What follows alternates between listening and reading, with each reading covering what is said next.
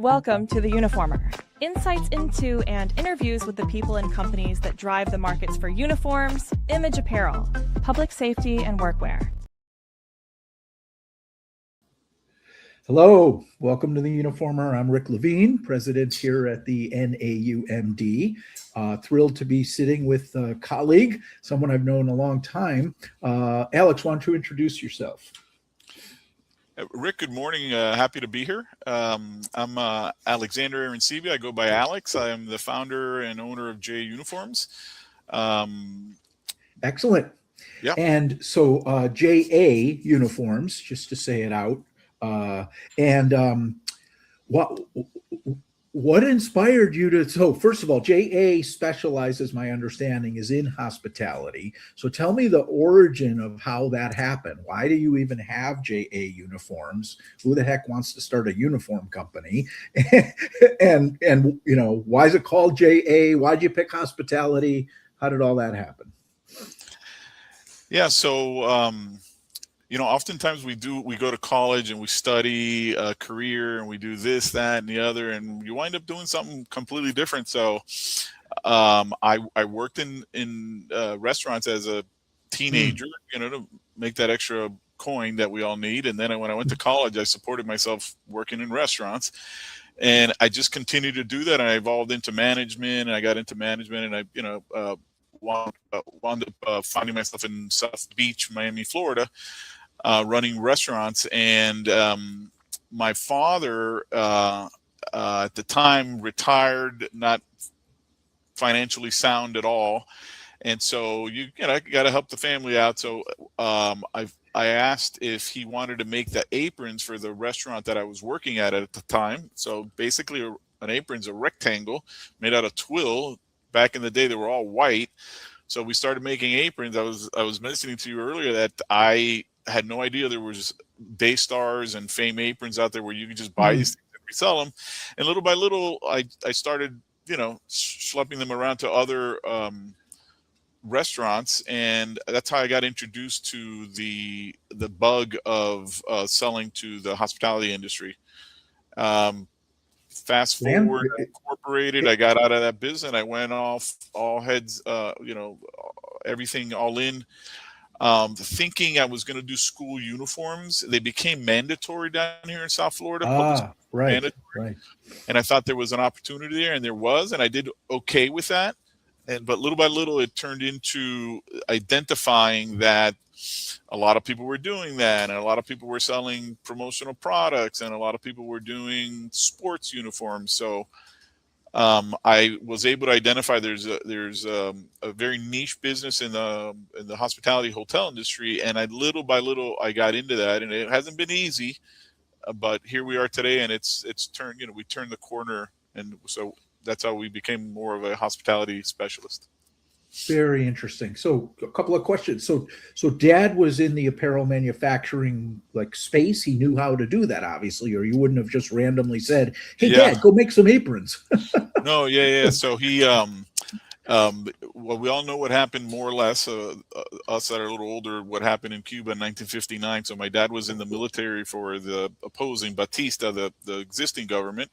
He had to flee immediately because he was not going to make it. They were eliminating anybody of the opposite party line, and so he came down here to Miami, like many hundreds of thousands of Cubans, and never learned the language. And little by little, he started working in a factory making shoes, and got introduced to apparel, and did that for many years. It's, you know, experienced some success, to the point where I was able to go to public school, private school, and, you know, we're living a middle-class existence. And there was a fiasco that occurred in Venezuela where he had extended terms.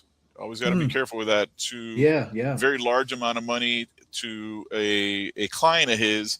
The economy collapsed in Venezuela in the 80s. He could not collect that debt, and we immediately found ourselves in a pickle. My dad went from being stable to, you know, to being broke.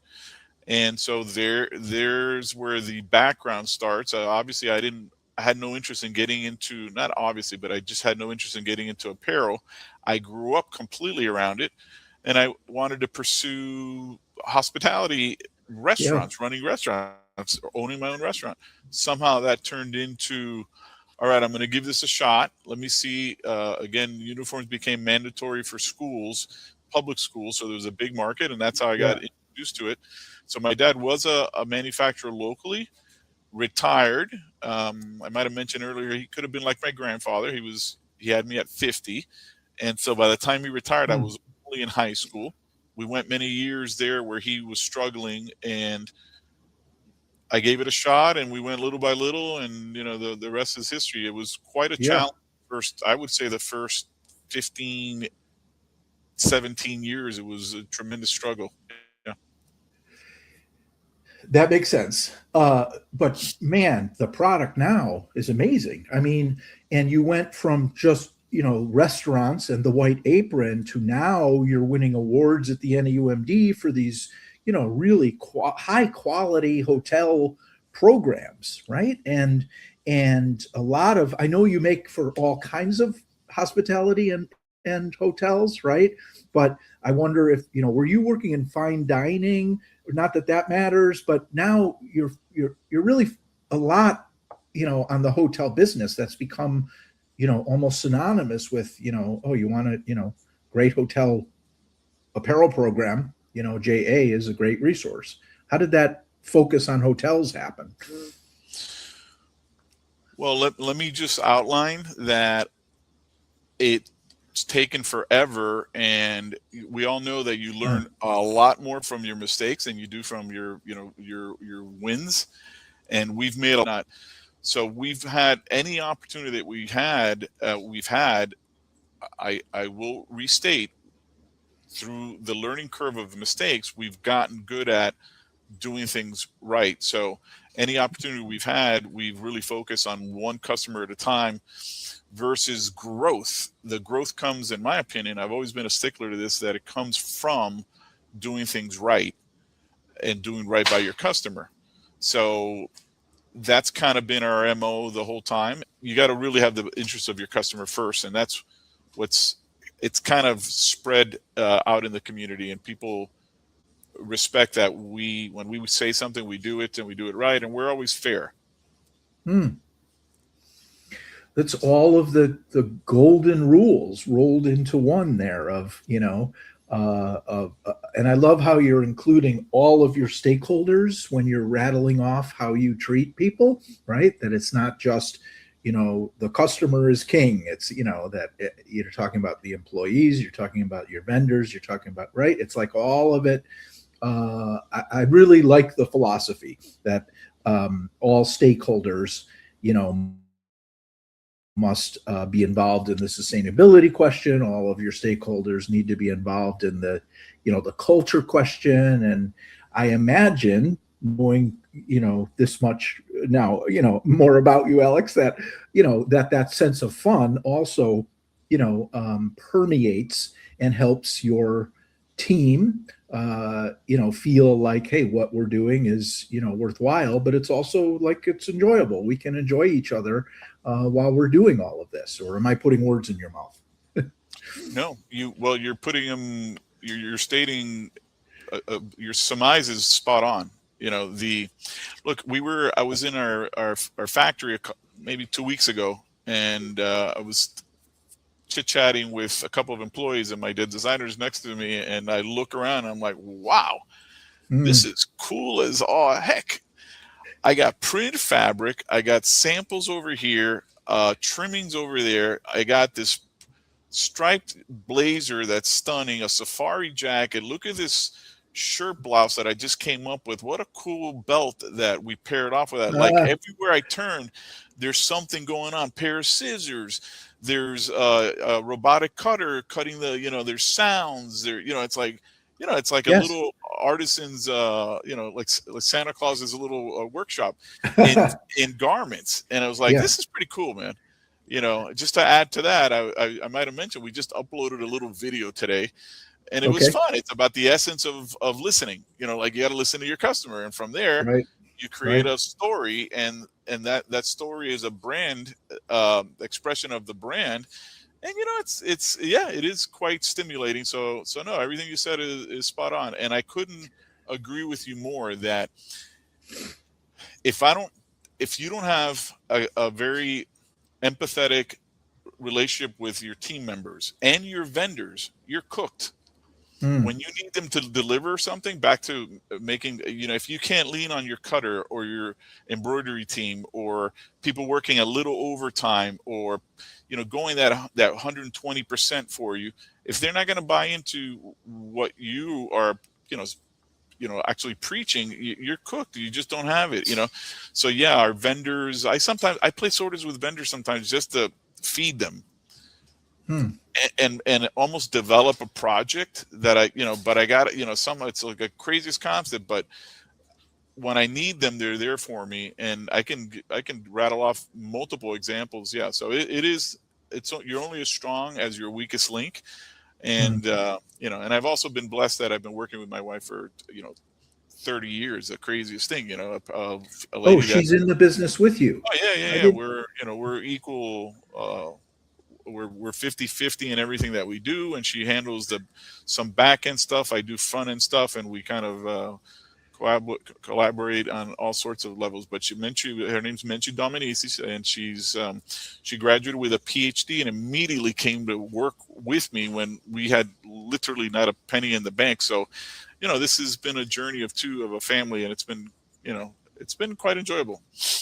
I love that. Wow. I guess I didn't realize that. Yeah. Okay. That's fantastic.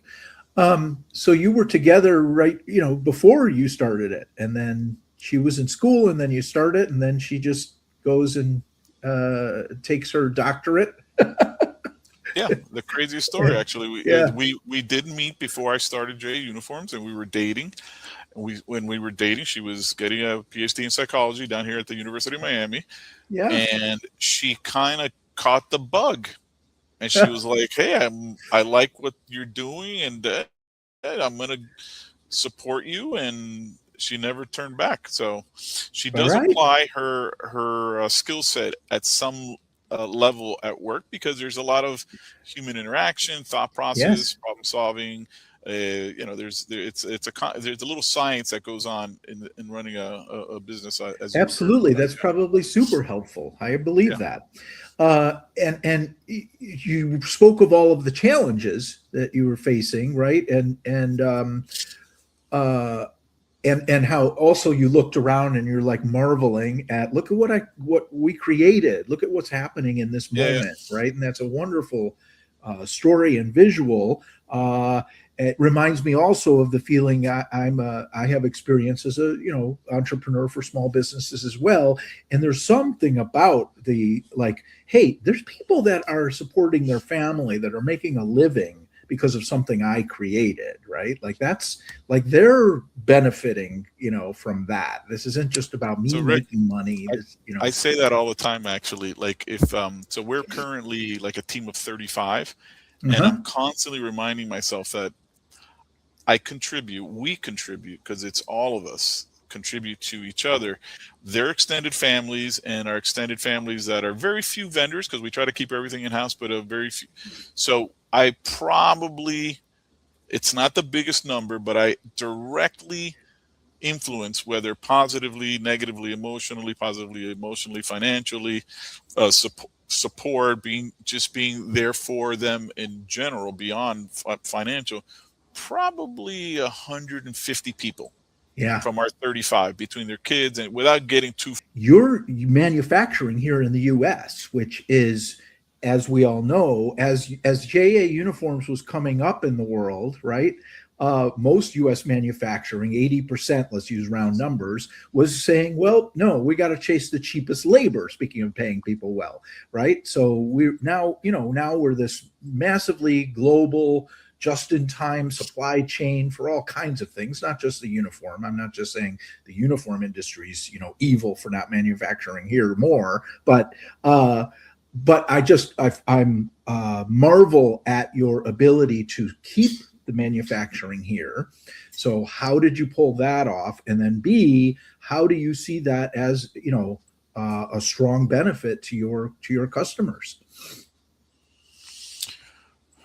Well, if you can't differentiate yourself from competitors, you don't differentiate yourself. So I kind of realized early on that there was you needed to be able to identify a property needs to be able to identify itself and separate itself from another property. You could look at it like a simple left chest embroidery is one level of an identifier, but the truth is you got to do colors or outfits that nobody else does so that you can separate yourself from the hotel next door and the hotel over here. So you can't put everybody in a polo shirt. That just doesn't happen. The better properties don't even actually support the standard polo shirt. So there's roughly, I have a mentality of an 80-20 rule. If I personally, this is our philosophy, I try to do 20% custom and 80%. So I've 80% stock, 20% custom, and I kind of play with that and make outfits, etc. So the whole time I've been making stuff for the whole 30 years. And now we're at a point where we have some smart machines, software, internal software that we've done. We have totally invested in Electra, the CAD software. So all our patterns are digital. We don't do hand patterns anymore or markers. They get printed on plotters. The accuracy has gone up. So we never stopped. Every step of the way, when I invested in the software, it was like, dude, you're nuts. This is crazy. No, it's not that crazy. It takes a little while. We didn't. The plotter, is an expensive piece of equipment. We went about 6 years ago. We went to a Q25 cutter, which is basically a robotic cutter that took us to a whole other level where the accuracy was 100% on. If you're off here or there in the factory, it throws everything off. We got better with our patterns. It's been a mission. I probably sit on, like 100 grand worth or 150 grand worth of fabric. So at any given time, if I say that I'm going to make something, I can make you 100 units without ordering from a vendor. Then I replenish it. It's been a differentiator. Not only do you do that, you do hemmings, you can sew on patches, you can modify garments, add epaulets, second pockets. There's a bunch of things that you can do. Another thing that we've done that very few people do, I can accommodate most anybody. So if you get a weird curveball where the person's got a special size need, whatever that may be, we'll accommodate them. I will go out of my way and not nail you with a 3 times a triple cost, because it's offensive when you do that to people and they take offense to that. So if I have to accommodate one person that has a special need, make it happen. And I have 2 or 3 ways of doing that.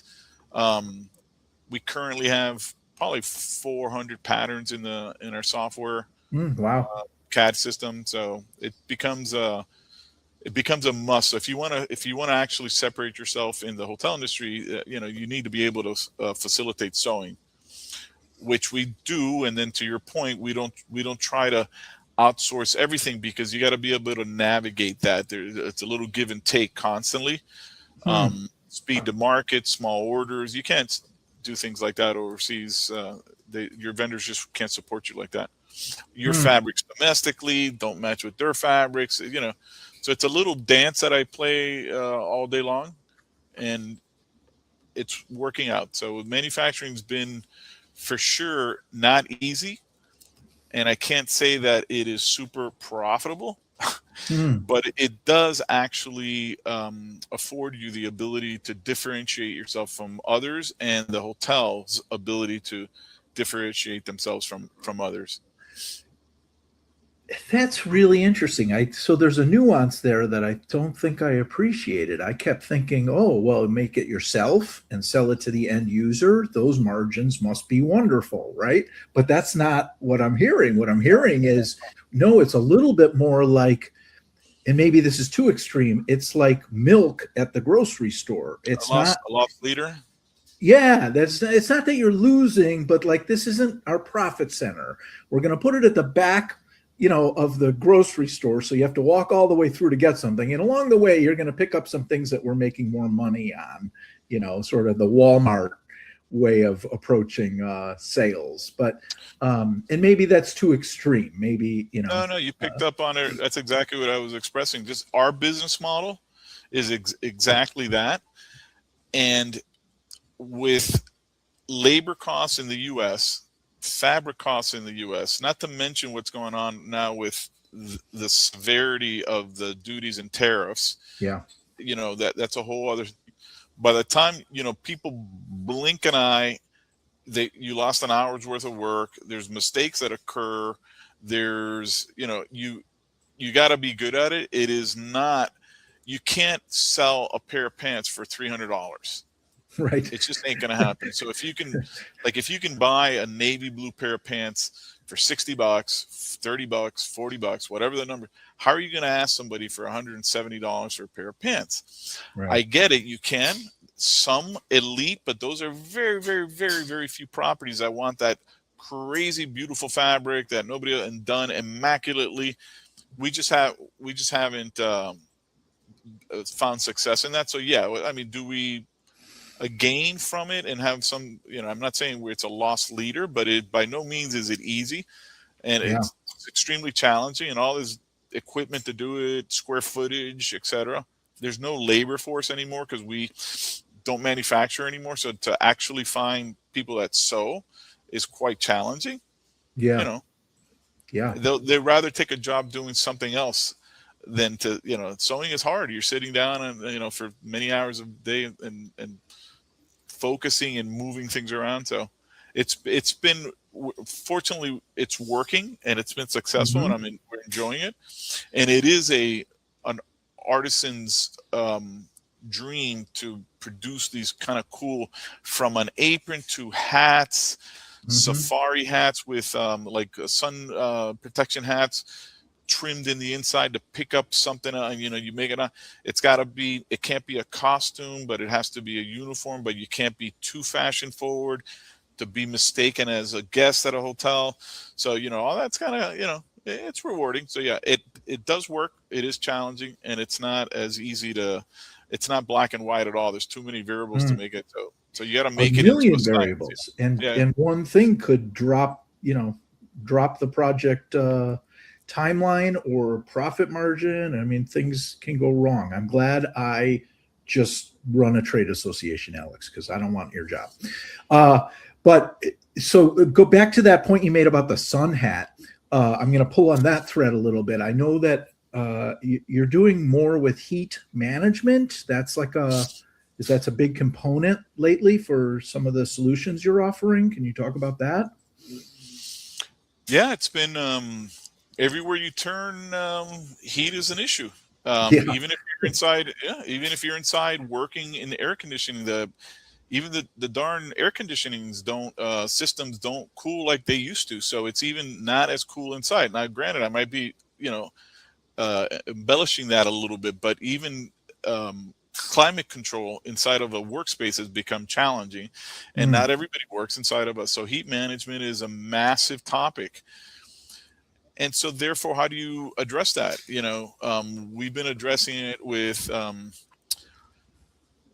so dress shirts that are made out of knits. Like you take your classic polo shirt fabric, it's a PK knit or a jersey knit, and you make it into a shirt. Lightweight fabrics, like you got to be at 3.75 ounces or 4.15. Like when you get into the 4.5, 5 ounces, they start getting heavy. I'm not saying that's wrong, but they start getting heavy. So dress your audience, right? You can't put somebody doing pool and beach or in and out of a dining area around the kitchen in heavy polycottonish fabrics that don't stretch.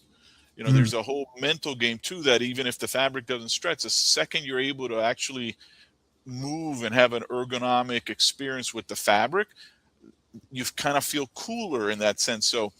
So we've been working on four-way stretch woven fabrics, perforated fabrics, recycled bottles. So more and more we're getting into that. I aspire to try to be by the end of the year, hopefully be 25% recycled bottles of some sort across the board. We're probably 15, 17, 18%. I'm incorporating some new programs where we're introducing all our pants in recycled bottles, always stretch, always lightweight on the top. So yeah, heat is a major topic. I'm in South Florida. Yeah. Our neighbors down here, all our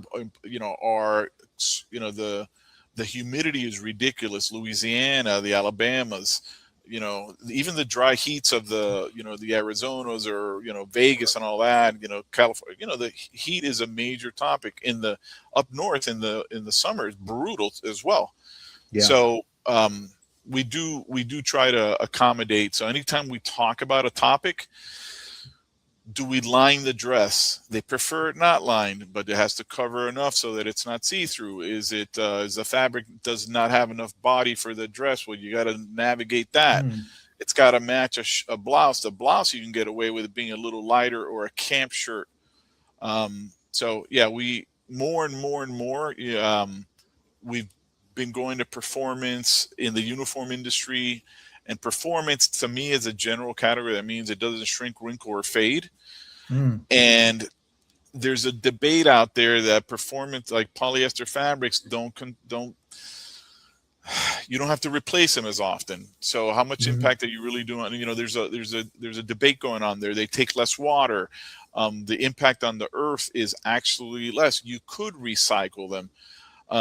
So in the United States, we're still sticking to not organic fabrics like the cottons, the linens, or the Tencel, we're still in the performance areas. We'll blend them a little bit with something, but it's still very performance, because any one garment gives you 3 times the lifespan of a cotton one. Now, granted, when it's time to put it to its end of use cycle, how do you get it to recycle again is where we're at right now, and there's a lot more science and technology and certain abilities to do that. So back to your original question, yeah, heat management is a major. So I go with lightweight pant fabrics. I'm very so if you're going to go with an industrial pant, our friends at VF Imagewear or Red Cap, which now it's been rebranded, is they're doing pants that are workwear outfit that are lighter in the industrial space, ergonomic with stretch components, mesh little sections of mesh, culinary stuff has gone to the lighter fabrics with mesh in them as well. So it's a commonplace, but heat is for sure one of the areas that you address. How do you address it too? With the silhouette, a dress is cooler than a pair of pants. A V-neck versus something that's more constrained, like this, a contoured collar that opens up. So there's a bunch of ways. The sleeve being a little bit shorter, not a cap sleeve, but somewhere in the middle, not so long. There's a bunch of areas, but yeah, heat management has been one of the focal points.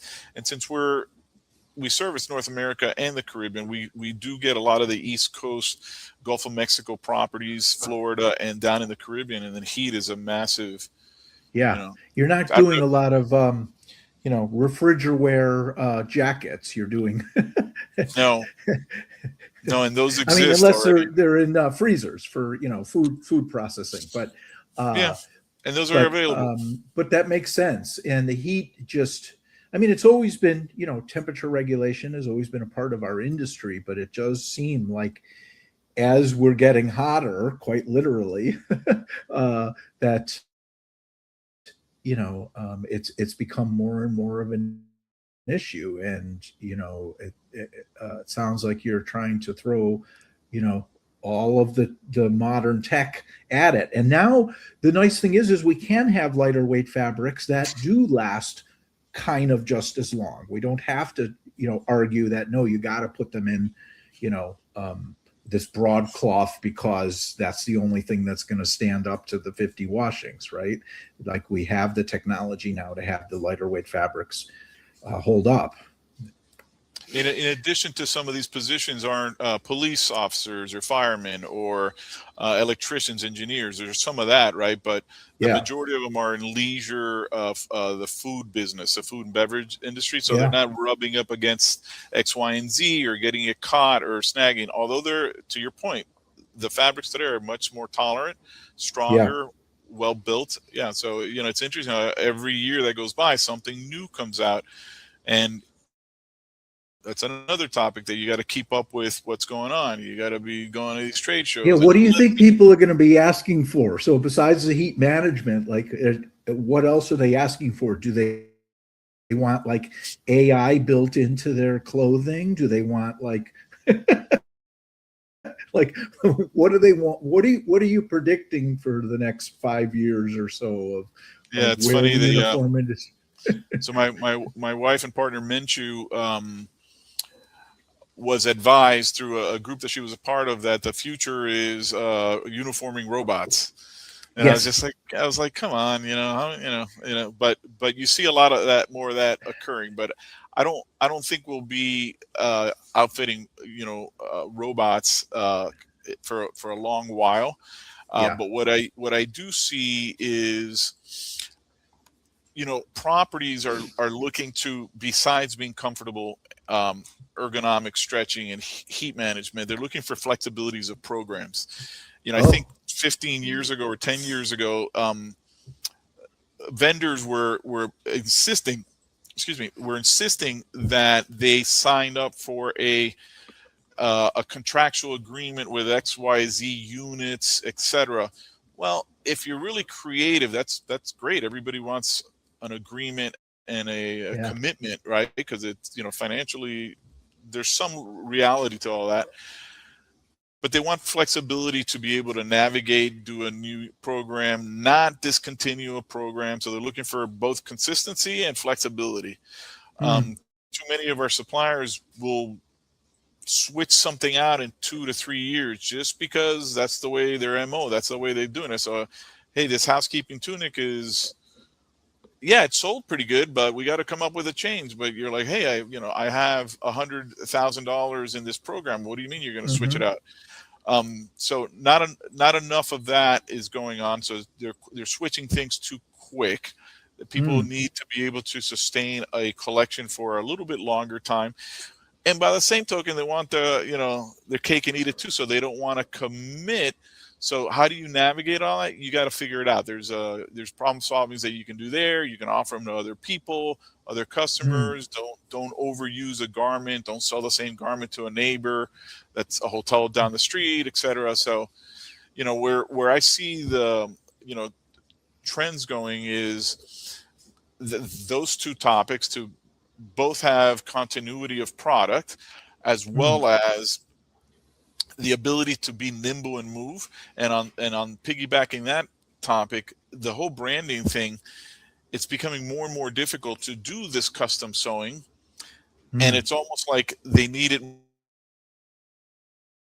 more than ever, because if not, you become a generic hotel chain that everybody's wearing gray or black or blue. And that's it, and you try to get, artsy or do a little peacocking with one lavender blouse, which there's nothing wrong with that, but that whole, what I see is in the future is, for us, is to continue that 80-20 rule and continue to give them the peacocking or the ability to brand that hotel specific to whether you're in the in a commercial metropolitan area, or you're by the coast, or you're in a Disney property, or you're somewhere in Napa. You got to be able to create that branding, and that's where we do a little 20% sewing, whether it's an apron or switch out a strap, decorated a certain way. So it's a little bit of the branding and a little bit of the flexibility, and really you got to be able to hold on to that program for them, even if they want it for 7, 8, 10 years. There's been a lot of calls for that. So fortunately we've been able to find a little niche there that's been working. So peacocking is the idea that you have a program but you're picking just one or two things that stand out from everything else, in essence. So, yes, I might look like other properties in my city, but I have just a couple of custom elements that then really You nailed it. Yeah. differentiate me. Yeah. The front drive and the front of the house is where you really see it.